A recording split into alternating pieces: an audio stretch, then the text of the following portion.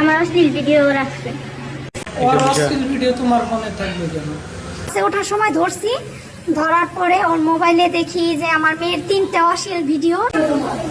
4 মাস আমরা হইতেছে ফ্যামিলি যেহেতুই করতেছিল না, এর জন্য ওর সাথে আমি চলে যেতে চাইতেছিলাম।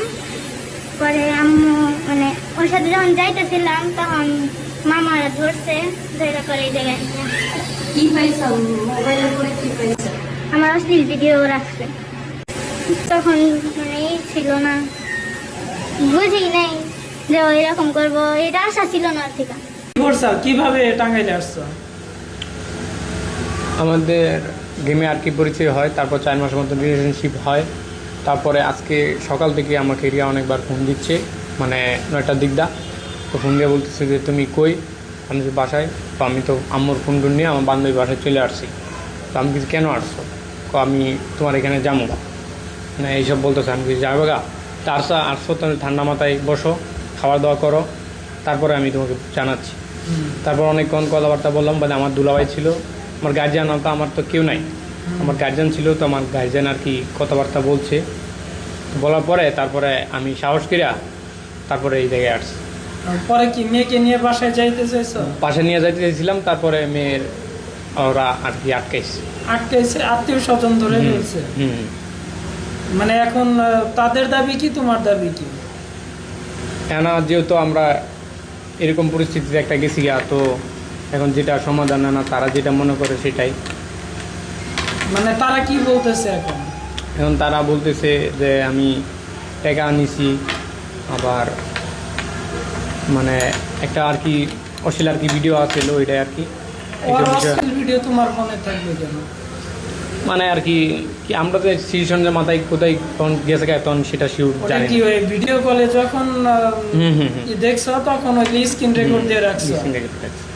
ওই স্ক্রিন রেকর্ড দিয়ে রাখলা কেন? প্রেম করছো ভালো কথা, বিয়ে করবো তাও ভালো, কিন্তু মেয়ের উলঙ্গ ছবি তুমি ধারণ করে রাখবে কেন বলো? এটা কি ঠিক হয়েছে? না, এটা আমার বলেছি, এটা আমি বারবার ক্ষমা চাচ্ছি, এটা আমার বলেছি, এটা আমি জানি। কারণ তাহলে তো তুমি ভালোবাসো না, মেয়ের নিয়ে বিক্রি করে দিতে অথবা না, ওইসব প্ল্যান আমার মাথায় ছিল না। যদি এইসবই থাকতো তাহলে আমি আজকে এই জায়গায় আসতাম না। ওইসব ভিডিওটা অন্য সাইটেও তো তুমি বিক্রি করে দিতে পারো। না না না না, ওইরকম নাই, আমার ওইরকম প্রসেস নাই। কিন্তু আমি মোবাইলে রাখছো কেন? মানে এটা আমি মানে মাথায় সিচুয়েশন কাজ করছিল না, বাট মানে ওই পর্যায়ে গেছি গা, ঠিক আছে। তো আমি এমনটা করতে চাইছিলাম না। যদি আমার ওরকমই থাকতো তাহলে আমি এখানে আসতাম না। আবার মেয়ের মার কাছে টাকা চাইছো, কোনটা কিনা? না না না, এইসব আর কি এমনি ঠাট্টা ফাজলামি তো এমনিতে হয়, এই আর কি বিষয়। ঠাট্টা ফাজলামি করে কি বলছো?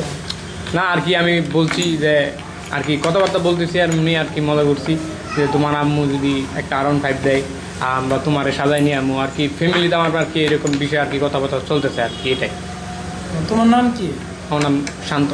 বাসা কোথায়? ময়মনসিংহ। 15 দিন যাবৎ জানতে পারি যে ও ফ্রি ফায়ারে রিলেশন করছে।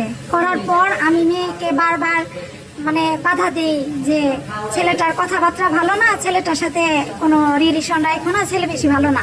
আমার মেয়ে কান্নাকাটি করাতে আমি ছেলেকে নিজেই ফোন দিই। ফোন দিয়ে জিজ্ঞেস করছি যে তুমি কি ওরে পছন্দ করো? বলছে যে হ্যাঁ। পরে আমি বলছি তাহলে তোমার গার্জেন বলো, গার্জেন আমাকে দাও, আমি কথা বলি, পাঠাইয়া দাও। কিন্তু ছেলে কখনো গার্জেন দেয় নাই। তারপরে মেয়েকে খালি বারবার ভাগায় নিতে চাইছে। কি হয়েছে? আজকে মেয়ে বাড়ি থেকে 10টার সময় বের হয়েছে, খোঁজ পাই না। পরে মানে করে জানতে পারি যে মেয়ে ওর সাথে পালাইতেছে। ওরে ফোন দিছি, ও অস্বীকার করে, কোনোভাবে স্বীকার করে না। পরে বাসে ওঠার সময় ধরছি, ধরার পরে ওর মোবাইলে দেখি যে আমার মেয়ের 3টা অশ্লীল ভিডিও আর ছবি। আর ও যা মানে করতে চাইছে, আমার মেয়ের বিক্রি করে ফেলাইতে চাইছে। এখন কি আপনি আইনগত ব্যবস্থায় যাবেন কিনা? হ্যাঁ, আমি আইনগত ব্যবস্থা যাব। আমার মেয়ের মান সম্মানের বিষয়, আমার মেয়ের লাইফ পুরো নষ্ট।